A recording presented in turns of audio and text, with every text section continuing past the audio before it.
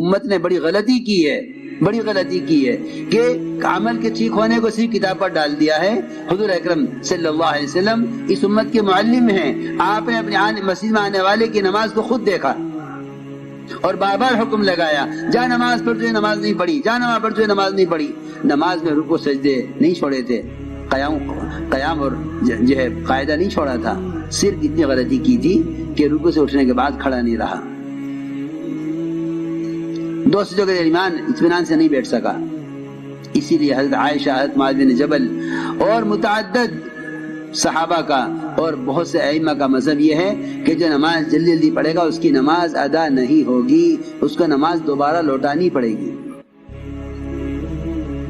اس لیے میں تاکید سے عرض کر رہا، کیونکہ جتنا نقصان اسباب کا ہوتا ہے، جتنے کارخانے بند ہوتے ہیں، جتنی دکانیں چل چل کر کنگال ہو جاتی ہیں اور بند ہو جاتی ہیں، میں سمجھتا ہوں خدا کی قسم سب سے بڑی بد دعا نماز کی اسباب کو لگتی ہے۔ نماز تو خود کہہ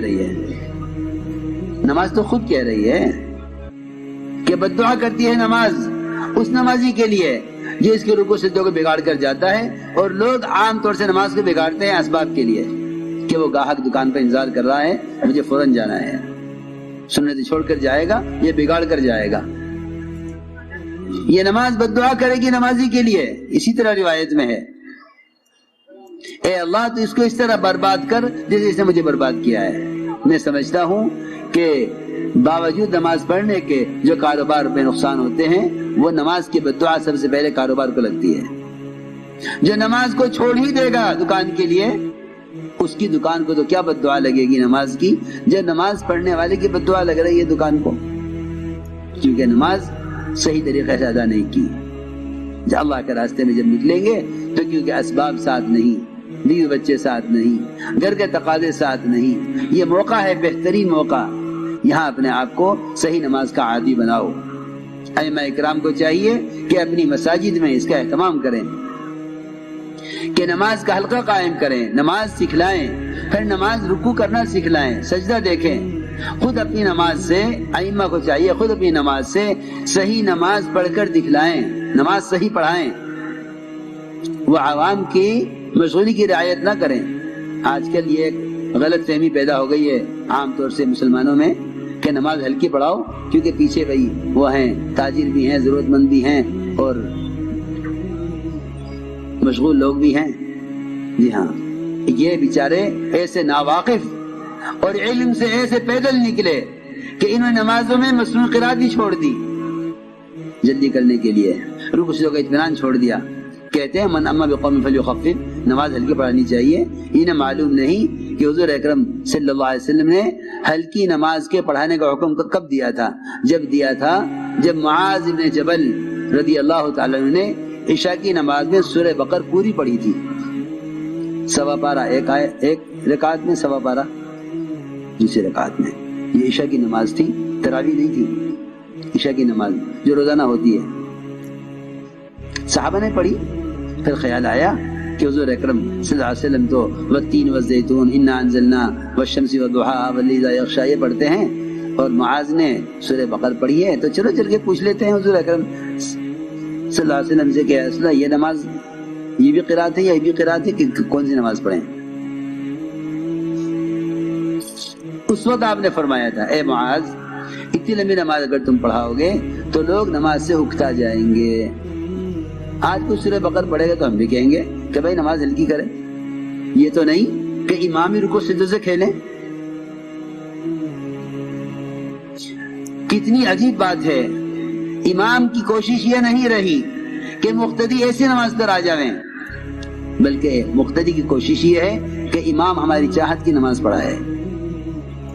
اللہ مجھے معاف فرمائے، عوام میں نماز کا شوق نہیں۔ اگر کوئی اطمینان سے نماز پڑھاتا ہے تو عوام یہ سمجھتے ہیں کہ نماز یہ صحیح نہیں پڑھا رہا ہے، کیونکہ انہیں صحیح نماز کا خود علم نہیں ہے، مقتدی ناراض ہوتے امام سے۔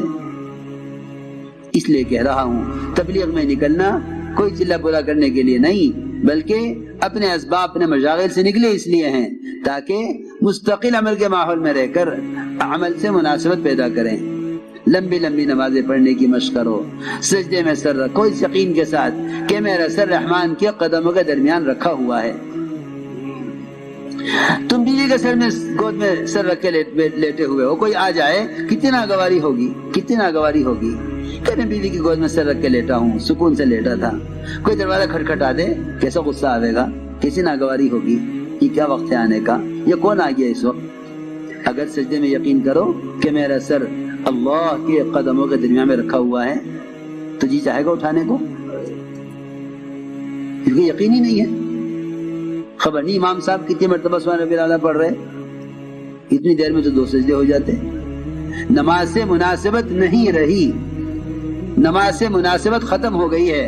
اس مناسبت کے پیدا کرنے کے لیے اللہ کے راستے میں نکالا جاتا ہے کہ نکلو اپنے مشاغل سے، اپنے اسباب سے، اپنی کمائی کے نقشوں سے نکلو باہر، باہر نکل کر مشق کرو صحیح نماز کی۔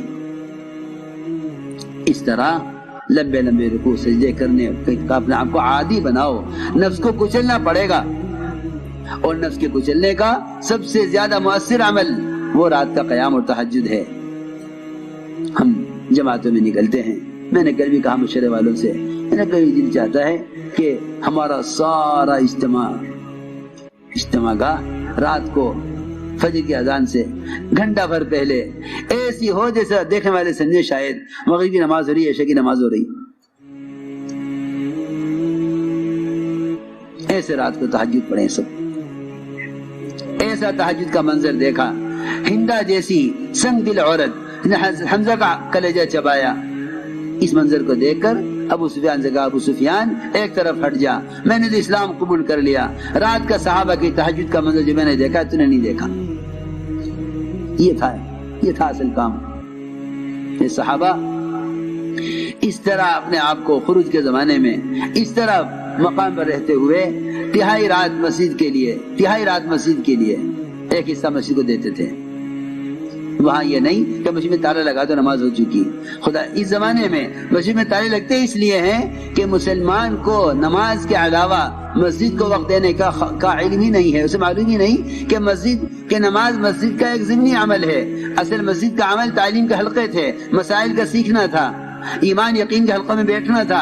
اس درمیان نماز کھڑی ہو جاتی تھی تو وعدوں کے یقین سے نماز پڑھتے تھے، مسائل کے دھیان سے نماز پڑھتے تھے۔ اس زمانے میں مسجد صرف نماز کے لیے رہ گئی ہے، یہی وجہ ہے کہ نماز پر جہالت غالب ہے، اور اکثر وقت نماز مسجد اکثر وقت بند رہتی ہے۔ اگر کوئی تقاضا پیش آ جائے، کوئی مسافر گزرنے لگے تو اسے مسجد میں نماز کی جگہ نہیں ملتی کہ وہ تالا بند ہے کہ نماز ہو چکی جاؤ۔ حالانکہ ابن عباس فرماتے ہیں نماز ہو چکے فانتشروا فی الارض وابتغوا من فضل اللہ، نماز کے بعد پھیل جاؤ مسجد میں، علم کے حلقوں میں۔ ابن عباس یہ فرماتے ہیں کہ اس سے طلب علم مراد ہے، طلب رزق مراد نہیں ہے۔ میں تو اللہ سے دعائیں کرتا رہتا ہوں، کہتا رہتا ہوں کاش یہ ہمارے سال لگائے ہوئے بجائے اس کے اگر کسی مدرسے میں تقرری ملے تو پڑھاویں، ورنہ تجارت کر لیں۔ کتنی نکمے پن کی بات ہے۔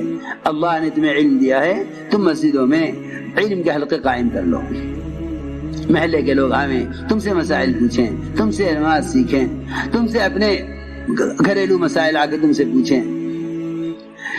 یوں دل چاہے کہ ہر مسجد مدرسہ بن جاوے، یہ دل چاہے ہر مسجد مدرسہ بن جاوے۔ اتنے علماء فارغین ہیں، اگر ہر عالم معلم بن جاوے تو امت سے جہالت ختم ہو جاوے، جیسے ہر مالدار زکوٰۃ دینے والا بن جاوے تو امت سے فقر ختم ہو جاوے۔ مگر یہ سوچتے ہیں کوئی ہم سے پڑھنے کے لیے آئے گا تو سوچ لیں گے، کوئی ہمیں پڑھانے کے لیے بلائے گا تو پڑھا دیں گے۔ حالانکہ یہ انبیاء کے وارث تھے، ان کے پاس علم اللہ کی طرف سے امت کی امانت ہے، اس امت تک پہنچانا علماء کے ذمہ ہے۔ یہ تو نہیں کوئی گاہک آئے گا تو دکان کھول لیں گے، دکان کھولو گے تو گاہک آئے گا۔ تم علم کا حلقہ قائم تو کرو مسجدوں میں، تم علم کا حلقہ قائم کر کے بیٹھو گے، اللہ تعالیٰ نے جی کے لیے ہدایت مقدر کی ہے، اللہ انہیں بھیجیں گے تمہاری طرف۔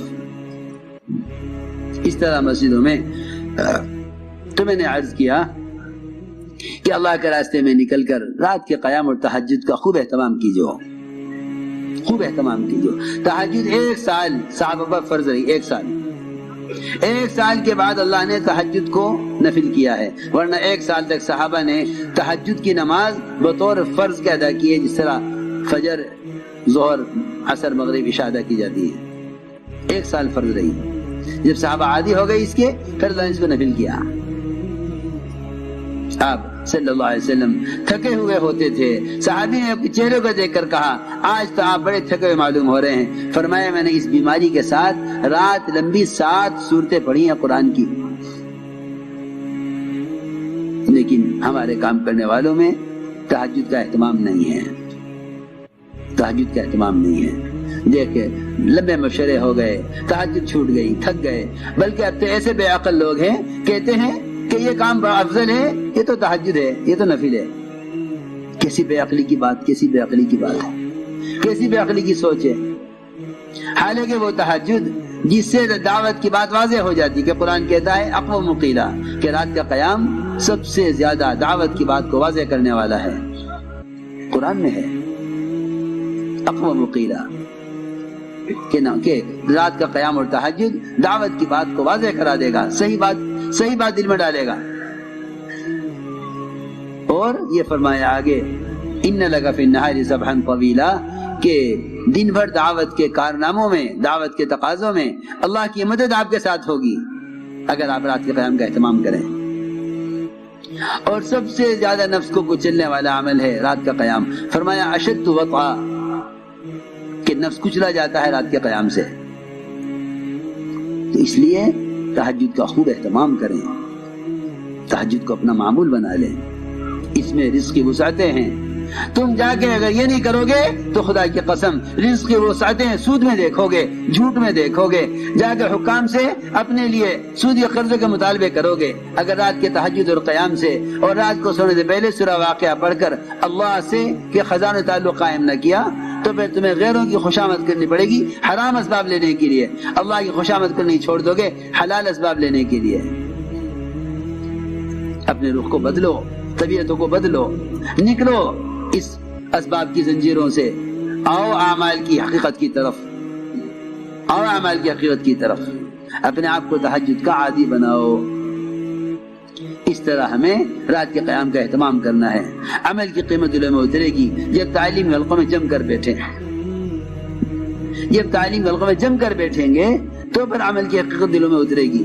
یہاں بازار میں جم کر بیٹھا ہوا ہے، آج ایک چیز خریدی، 4 مہینے کے بعد خریدے گا، کہے گا کہ کیوں 100 روپے بڑھ گئے، پچھلی دفعہ لی تھی 200 روپے کی تھی، اب 300 کیوں دے رہے ہو؟ اسے 4 مہینے کے 200 روپے کی قیمت چیز کی یاد ہے، لیکن اسے ظہر کی نماز میں صبح کی تعلیم کی حدیث یاد نہیں ہے۔ اس کو صبح کی تعلیم میں کی حدیث ظہر کی نماز میں یاد نہیں ہے کہ صبح تعلیم میں نماز سے متعلق کیا حدیث سنی تھی، اسے نہیں معلوم، اسے نہیں معلوم۔ بازار میں بیٹھتے ہیں چوکنا ہو کر، تعلیم کا میں بیٹھتے ہیں غافل ہو کر، نہیں معلوم۔ اعمال میں احتساب پیدا کرنے کے لیے تعلیم کے حلقے ہیں، صبح شام تعلیم کے حلقے ہیں، اور تعلیم کے حلقے ہی ایمان کے حلقے ہیں کہ اللہ کے وعدوں کا یقین دلوں میں تازہ ہو۔ یہ تعلیم کا مقصد تھا۔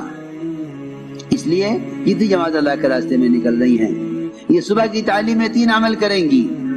پہلا عمل کتابی تعلیم، جس میں منتخب احادیث ہی پڑھی جائے گی۔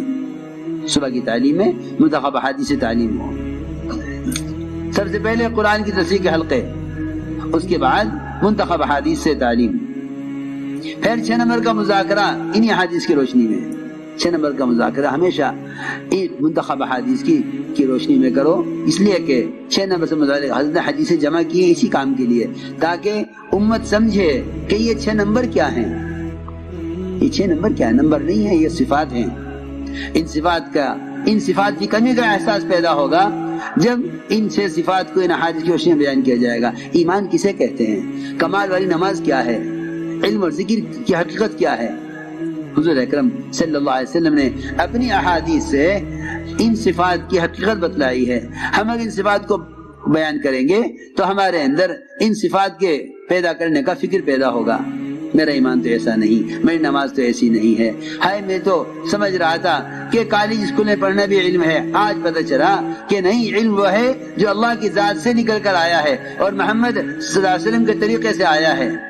وہ علم ہے. ورنہ امت اس زمانے میں بڑی جہالتیں پڑی ہوئی ہے, سمجھتی ہے کہ اسکول کالج کا علم یہی علم ہے. نہیں, خدا کی قسم یہ سب کا سب جہل ہے, سب کا سب جہل ہے. انسانی تجربات کو جہل کہا جاتا ہے اور انبیاء کے علاوہ علم کو علم کہا جاتا ہے. جو ہم سے اللہ چاہتے ہیں محمد صلی اللہ علیہ وسلم کے طریقے پر, وہ علم ہے. جو ہم سے مخلوق چاہتی ہے کائنات کے اسباب اور کائنات کی شکلوں میں, وہ فنون ہیں. علم اور فن کا یہ فرق ہے. اس لیے چاہیے کہ علم حاصل کریں اور علم الہی کو ہی علم سمجھیں. غیروں نے مسلمانوں کو اس جہالت میں جھونکا ہے, غیروں نے مسلمانوں کو اس جہالت میں جھونکا ہے کہ انہوں نے اپنا جہل پڑھانے کے لیے کہا مسلمانوں یہ بھی علم ہے, یہ بھی علم ہے. مجھے ملے ڈاکٹر صاحب کہ جی میں چین جا رہا, کیوں؟ کہ ڈاکٹری پڑھنے کے لیے. اچھا, پوچھا میں نے, مجھے تو خبر تھی نہیں کیا ہے. میں نے کہا کہ یہاں نہیں ہوتی ڈاکٹری. اوہو, ایسی جہالت, ایسی جہالت, ایسی جہالت, ایسی جہالت. کہنے لگے میں نے حدیث میں پڑھا تھا کہ علم سیکھنے کی چین جانا پڑے تو چین جاؤ. ایسے جاہل, ایسے جاہل, علم سیکھنے کی چین جانا پڑے تو چین جاؤ, ایسے جاہل. میں نے کہا کہ اچھا تم مجھے سورہ فاتحہ سناتے جاؤ. واللہ اس نے مجھ سے یہ کہا, میں نے سورہ فاتحہ نہیں سیکھی. دیکھ لو وہ دماغ جن کو میں یہ بٹھایا گیا ہے کہ دنیا کے فنون بھی علم ہیں, ان کو علم سیکھنے والے علم الہی سے اور سورہ فاتحہ کی فرضیت سے بھی ناواقف ہونے کی وجہ سے سورہ فاتحہ سے جاہل ہونے نہیں خبر سورہ فاتحہ کیا ہے. 45 سال کا نوجوان سورہ فاتحہ نہیں جانتا, کیونکہ اس کو غیروں نے یہ سمجھایا ہے کہ صرف قرآن حدیث علم نہیں ہے, یہ بھی علم ہے. اور اس زمانے میں بہت سے پڑھے لکھے ایسے ہیں جو مسلمانوں کو یہ سمجھا کر فن کی طرف لاتے ہیں کہ صرف قرآن حدیث علم نہیں, یہ بھی علم ہے. اور یہی وجہ ہے. میں تو کل ایک صاحب سے پوچھنے لگا, بتانے لگے کہ یہاں 26 کالج ہیں. میں نے کہا 26 کالج ہیں, مدرسے کتنے ہیں آپ کے علاقے میں؟ کہ 2 مدرسے. میں نے کہا کتنے غم کی بات ہے, 2 کالج ہوتے 26 مدرسے ہوتے دین کے, تب تو کوئی بات تھی. میں سمجھ گیا کہ تم راجستھان والوں کو دنیا کما کر غیروں کی طرح دنیا کی زندگی بنا کر اس میں تمہیں کامیابی نظر آتی ہے, آخرت سامنے نہیں ہے. آخرت سامنے ہوتی تو 2 کالج ہوتے 26 مدرسے ہوتے. کیوں نہیں ہر علاقے میں مدرسہ قائم کرتے؟ کیوں نہیں ہے متخرجین علماء یہ ہر جگہ علم کے مراکز قائم کرتے؟ کیوں نہیں تمہارا مسجد کو مدرسہ بناتے؟ 26 کالج 2 مدرسے, اس کا مطلب صاف یہ ہے کہ تمہاری اکثریت جہل کی طرف جا رہی ہے, اکثریت جہل کی طرف جا رہی ہے.